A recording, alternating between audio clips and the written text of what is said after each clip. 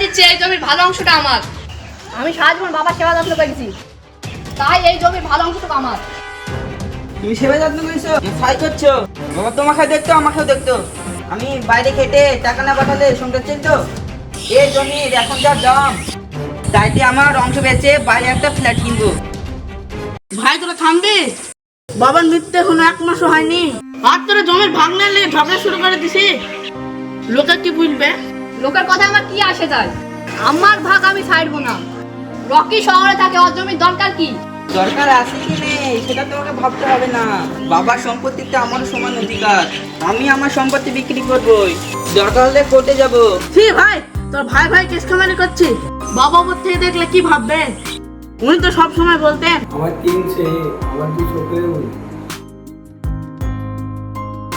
তুই আমার মন গলাস না, তোর তো পড়াশোনা শেষ হয়নি। তোর ভাগে জমিটা আমাকে দিয়ে দে, মাসে মাসে টাকা পাঠাবো। তোমার কাছে সম্পর্ক মানে শুধু টাকা, তাই না ভাই? এই জমি শুধু জমি না, এটা বাবার স্মৃতি, আর আমাদের এটা ছোটবেলা করে স্মৃতি। আর এই জায়গায় কত খেলা করেছি। ওসব মনে রাখার সময় নেই। ওর চোখে শুধু টাকার নেশা। আমাকে এই জমির ভালো অংশটা না দিলে আমি বেঁচে থাকতে এই জমির ভাগ হতে দেবো না।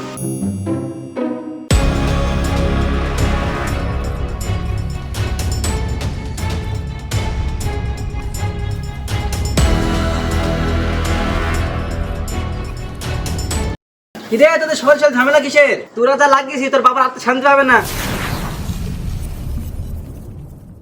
চাচা আপনি এর মধ্যে হবেন না, এটা আমাদের ফ্যামিলি ব্যাপার। তোদের বাবা আমার বন্ধু ছিল, তোরা 3 জনে আমার ছেলের মতো। তোদের ফ্যামিলি ব্যাপার মানে আমার ব্যাপার। কি নিয়ে তোদের ঝামেলা এত? চাচা আপনি বলুন, আমি বাড়ি বড় ছেলে, আমি বাবার দেখাশোনা করেছি, আমার ভাগটা তাহলে বেশি হওয়া উচিত না?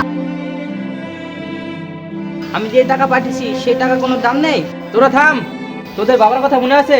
সে প্রায় বলতো জমি মায়ের মতো, তাকে যত্নে আগলে রাখতে হয়। সে কি তোদের হাত হাতে বলেছিল? তোদের বাবা মারা যাওয়ার আগে আমার একটা কথা বলে গিয়েছিল। তোদের বাবা বলছিল যে মাসুম আমার ছেলের মন খুব সহজ সরল, কিন্তু মনটা বড় কঠিন। আমার মারা যাওয়ার পরে আমার ছেলের কোন ঝগড়া করে, তাহলে এই কথাটা বলিস। কি কথা চাচা? তোদের বাবা বলেছিল আমার সব থেকে বড় সম্পত্তি এই জমি নয়, আমার সব থেকে বড় সম্পত্তি হলো আমার 3 ছেলে একসাথে থাকবে, একে অপরের একসঙ্গে মিলেমিশে থাকবে। এই জমি যদি কোনো কারণে আলাদা করে দেয়, তাহলে তারা যেন এই জমি গরিবদেরকে দান করে দেয়, তবুও যেন ভাই ভাই দেয়াল না ওঠে। রকি তুই শহরে ফ্ল্যাট কিনবি, খুব ভালো কথা, কিন্তু তোদের ভাইগুলোর কথা ভুলে গেলি। রোহন তুই তো বড় ভাই, তোর মনটা তো সাগরের মতো হওয়া উচিত। আর জুয়েল তুই তো বাড়ির ছোট ছেলে, তুই সবার সাথে মিলেমিশে থাকবি। বাবা আমাদের কতই না ভালোবাসতো, আর তোরা সামান্য জমির জন্য ঝগড়া করছিস। ভাই আমাকে ক্ষমা করে দে, আমি লোভে অন্ধ হয়ে গেছিলাম। টাকা তো কত রোজগার করা যায়, কিন্তু ভাই হারলে ভাই পাবো না। আমারও ভুল হয়েছে ভাই, আমাকে ক্ষমা করে দে। বড় হিসাবে আমারই তোর আগলে রাখার কথা ছিল। ভাই তোরা আমাকে ক্ষমা করে দিস। আয় ভাই তোর কাছে আয়। হ্যালো বন্ধুরা, ভিডিওটি আপনাদের কেমন লাগলো?